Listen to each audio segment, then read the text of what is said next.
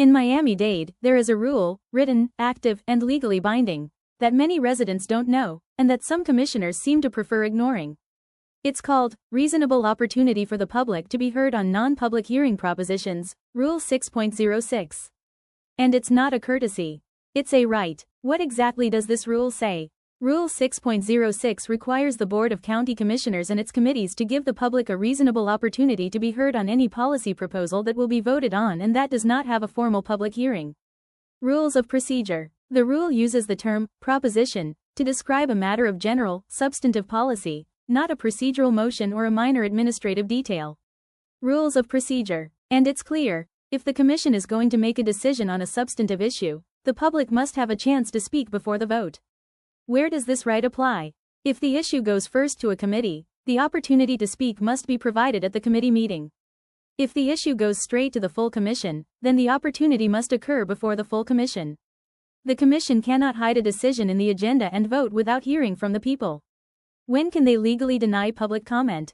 Rule 6.06 outlines the only valid exceptions: emergencies involving health, safety, or public welfare where delay would be harmful. Ministerial or routine actions, approving minutes, ceremonial items, adjournments. Meetings exempt from the Sunshine Law. Quasi-judicial proceedings, like zoning, where other procedures guarantee due process. Second readings of ordinances when public comment was already provided. Propositions where a reasonable opportunity was already offered or will be offered later. Outside these exceptions, the rule overrides any other internal rule. It is not optional. It does not depend on the chair's mood. How does it work in practice? The rule lays out a clear procedure. The citizen registers with the Agenda Coordination Office before the meeting starts. They fill out a card with their name, address, the proposition they're speaking on, and whether they are in favor, against, or providing information.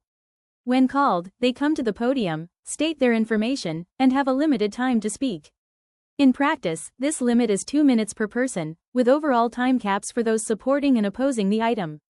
Rule 6.05 on decorum also requires that comments be directed to the Commission as a body, not to individual commissioners, and prohibits vulgarity, personal attacks, or disruptions. Reasonable order is expected, but with microphones open.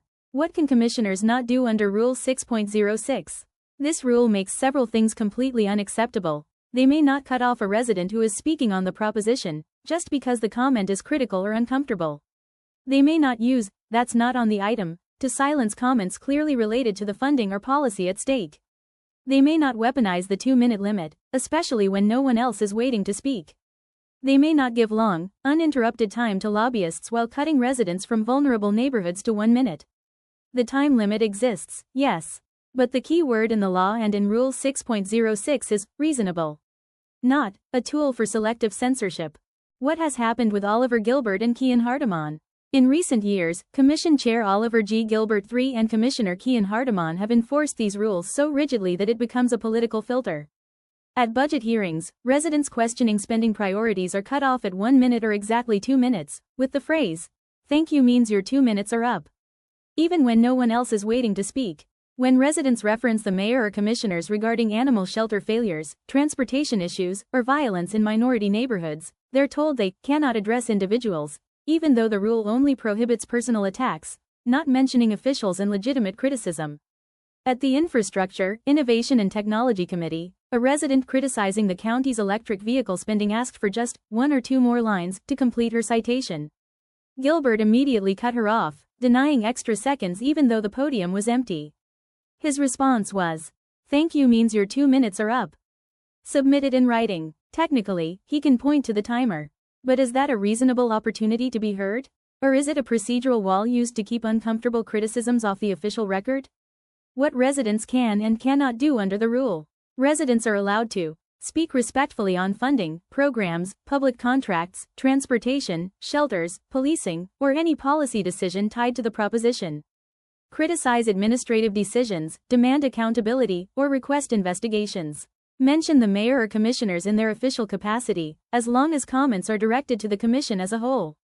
Yield time to a representative when many residents speak on the same side of an issue. Residents cannot use insults, profanity, or threats. Turn the meeting into a rally. No posters, shouting, or applause. Demand multiple comment rounds on the same proposition when the law only guarantees one reasonable opportunity. And the Commission cannot turn time limits into a pretext to silence dissent. Manipulate off-topic claims to block related criticisms.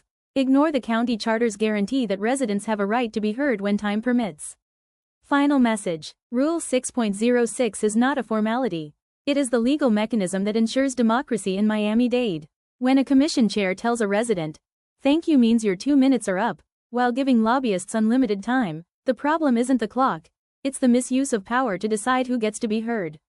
In a county of nearly 3 million people, facing rising violence, collapsing transportation, budget failures, and misuse of public funds, the word reasonable in Rule 6.06 should serve the public, not shield elected officials.